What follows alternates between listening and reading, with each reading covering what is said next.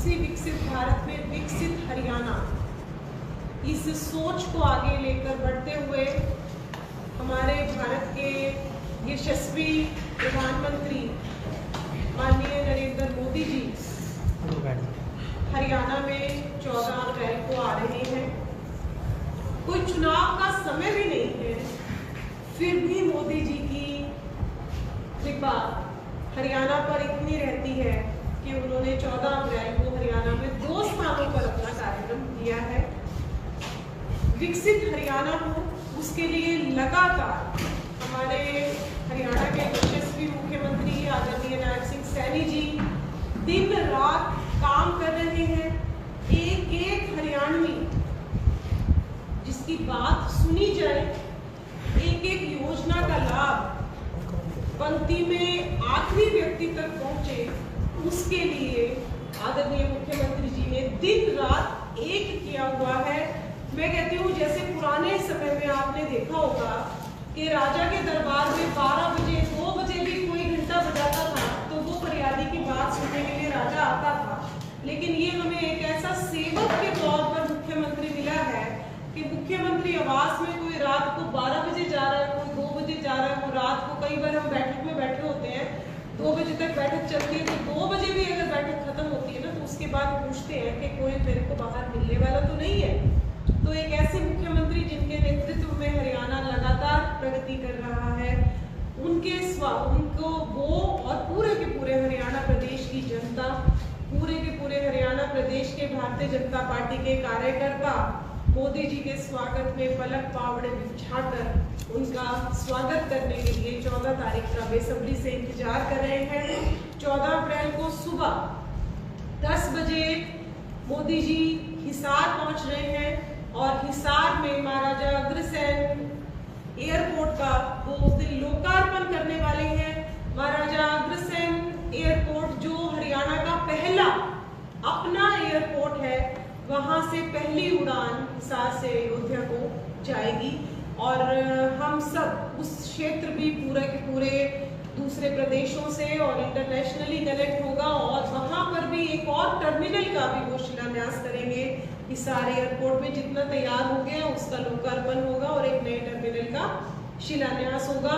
उसी तरीके से पंडित नेकीराम शर्मा के नाम से जो हमने एक मेडिकल कॉलेज बनाया है भिवानी में, उसका भी उस दिन लोकार्पण किया जाएगा, क्योंकि मोदी जी ने कहा है कि पूरे भारत में हर जिले में एक मेडिकल कॉलेज बनाने का, कि जो चिकित्सा की हर चीज, चिकित्सा की हर एक जो एक एक व्यक्ति की जरूरत है उसको भी पूरा करने का, कि लास्ट छोर तक हमारी चिकित्सा के लिए जो लोगों की जरूरतें हैं, डॉक्टर हैं, वो पहुंचे।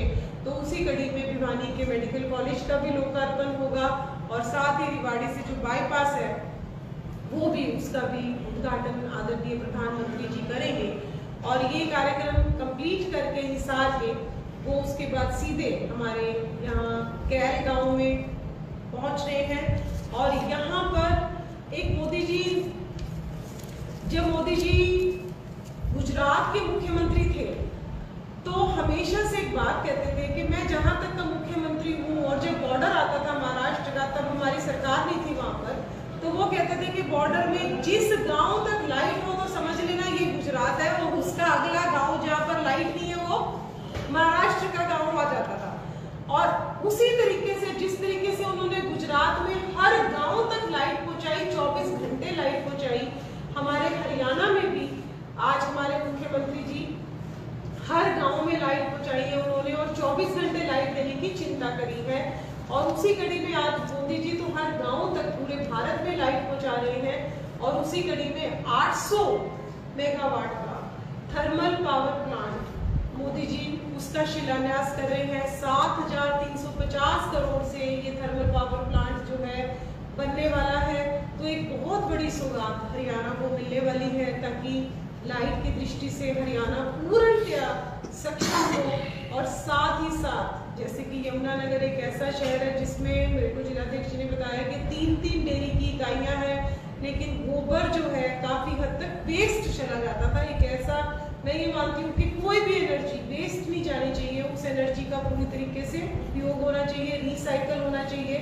तो BPCL का जो एक प्लांट है 100 करोड़ की लागत से, उसका भी मोदी जी उस दिन शिलान्यास करने वाले हैं। और उस प्लांट से 100 टन के करीब जो है हमारा गोबर और उसी तरीके से 125 टन के करीब जो है हमारा कचरा, एक दिन में 250 टन गोबर और कचरे का प्रबंधन होगा। और 100 टन गोबर और 125 टन कचरे से जो है हमारी बायोगैस बनेगी। और ये बायोगैस, क्योंकि हम ये इंडस्ट्रियल टाउन है, तो जो स्वस्थ ईंधन होगा, जितनी भी हमारी यहाँ पर इकाइयाँ हैं, यमुनानगर जो है स्टील के बर्तनों की तरफ से एक बहुत बड़ी इकाई माना जाता है, तो जो जितना भी हमारा यहाँ पर उद्योग है उनको भी एक स्वस्थ ईंधन मिलेगा। तो उसका भी मोदी जी जो है एक शिलान्यास कर रहे हैं। और बाकी हमारे यशस्वी प्रधानमंत्री जी, उनका हरियाणा से एक विशेष स्नेह है और हम मानते हैं कि जब वो हरियाणा आएंगे तो कुछ ना कुछ और भी सौगातें हमें देकर जाएंगे, लेकिन वो जब वो आएंगे तो वो उसकी घोषणा करेंगे। तो आज मैं आप सबसे इसलिए मिलना चाहती थी कि आप सबके चैनल के माध्यम से जितने भी हमारे यमुनानगर 12 जिले जो हैं वो यमुनानगर इस रैली में आ रहे हैं। हमारा पंचकुला, अम्बाला, कैथल, यमुनानगर, कुरुक्षेत्र, करनाल, पानीपत, सोनीपत और संगठन की दृष्टि से गोहाना हमने एक नया जिला बनाया है। और ऐसे ही पलवल और फरीदाबाद, उसमें भी बल्लभगढ़ हमने संगठन की दृष्टि से एक नया जिला बनाया है। तो 2 ये नए जिले जो संगठन की दृष्टि से नए बने हैं वो 2 नए जिले। और हमारे प्रशासनिक जो 10 जिले हैं ये पहले, तो वो जिले जो है हमारे यहाँ पर आ रहे हैं। 42 विधानसभा से लोग यहाँ पर मोदी जी की रैली में आ रहे हैं।